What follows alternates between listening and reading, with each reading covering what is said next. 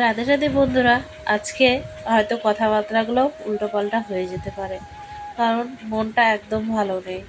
আজকে আমাকে বৃন্দাবন ছেড়ে চলে যেতে হচ্ছে, কারণ রাধারানী আমাকে এই কদিনই থাকার আদেশ দিয়েছে, আর এখন হচ্ছে যাওয়ার পালা।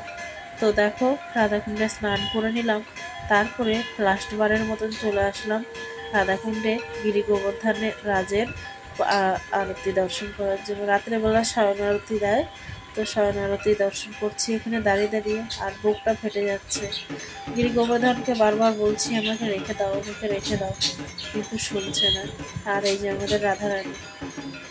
তো চলো, এখানে প্রসাদ পাবো রাত্রেবেলা, প্রসাদ পাই। আর এই যে চরণ দেখো, চরণ দুটোকে ধরবো, একটু প্রণাম করবো লাস্টবারের মতো।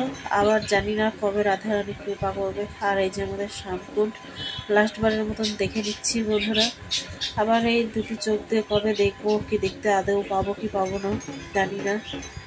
তো চলো বন্ধুরা, শেষবারের মতন তোমরাও একটু দর্শন করে নাও আমার চ্যানেলে। আর রাধারানীর কাছে এই প্রার্থনা করো আমার জন্য, আমি যেন আবার এই বৃন্দাবনে আসতে পারি, বৃন্দাবনে বাস পাই যেন বন্ধুরা। তো বেশি কিছু বলতে পারছি না বন্ধুরা, আর বেশি শ্যুটও করিনি, কারণ একদমই ভালো লাগছে না। এখান থেকে বেরিয়ে পড়বো একদম।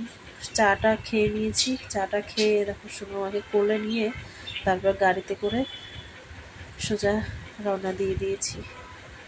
ভালো থাকবে, সুস্থ থাকবে, tata, bye bye, Radhe Radhe, Hari বল।